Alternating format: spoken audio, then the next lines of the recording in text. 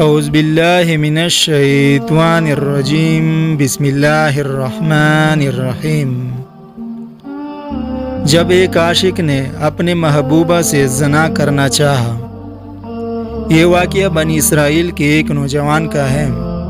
وہ نوجوان ایک قصاب تھا اور اپنی پڑوسی کی کنیز پر عاشق ہو گیا تھا۔ اتفاق سے ایک دن اس کنیز کے مالک نے اسے دوسرے گاؤں کسی کام سے بھیجا۔ قصاب کو بھی موقع مل گیا اور وہ بھی اس کنیز کے پیچھے ہو گیا۔ راستے میں ایک جنگل پڑتا تھا۔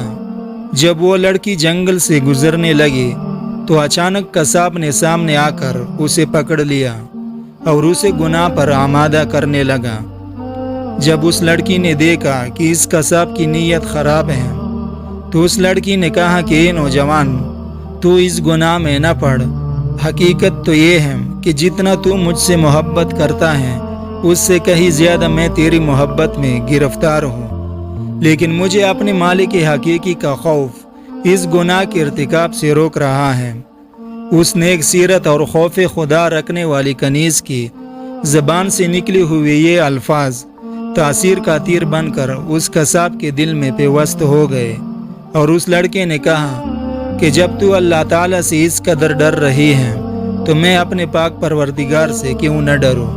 میں بھی تو اسی مالک کا بندہ ہوں، جا تو بے خوف ہو کر چلی جا۔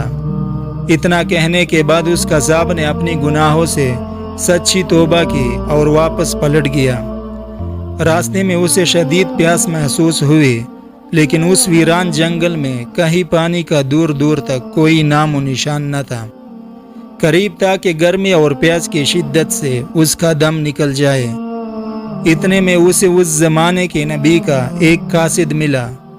جب اس نے قصاب کی یہ حالت دیکھی تو اس سے پوچھا کہ تجھے کیا پریشانی ہے؟ تو قصاب نے کہا کہ مجھے سخت پیاس لگی ہے۔ یہ سن کر قاصد نے کہا کہ ہم دونوں مل کر دعا کرتے ہیں کہ اللہ تعالی ہم پر اپنی رحمت کے بادل بھیجے اور ہمیں سیراب کرے یہاں تک کہ ہم اپنی بستی میں داخل ہو جائے۔ قصاب نے جب یہ سنا تو کہنے لگا کہ میرے پاس تو کوئی ایسا نیک عمل نہیں جس کا وسیلہ دے کر دعا کروں۔ آپ اللہ تعالیٰ کے نیک بندے ہیں، آپ ہی دعا فرمائیے۔ تو اس قاصد نے کہا کہ ٹھیک ہے، میں دعا کرتا ہوں اور تم آمین کہنا۔ پھر قاصد نے دعا کرنا شروع کی اور وہ قصاب آمین کہتا رہا۔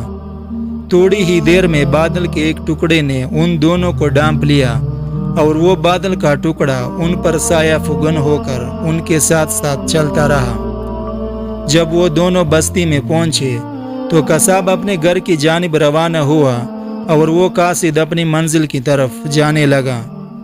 بادل بھی قصاب کے ساتھ ساتھ رہا۔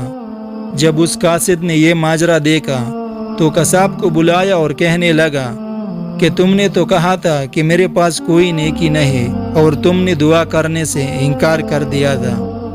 پھر میں نے دعا کی اور تم آمین کہتے رہے، لیکن اب حال یہ ہے کہ بادل تمہارے ساتھ ہو گیا ہے اور تمہارے سر پر سایہ فگن ہے۔ سچ سچ بتاؤ، تم نے ایسی کون سی عظیم نیکی کی ہے جس کی وجہ سے تم پر یہ خاص کرم ہوا ہے؟ یہ سن کر قصاب نے اپنا سارا واقعہ سنایا۔ تو اس قاصد نے کہا کہ اللہ تعالیٰ کی بارگاہ میں گناہوں سے توبہ کرنے والوں کا جو مقام و مرتبہ ہے وہ دوسرے لوگوں کا نہیں۔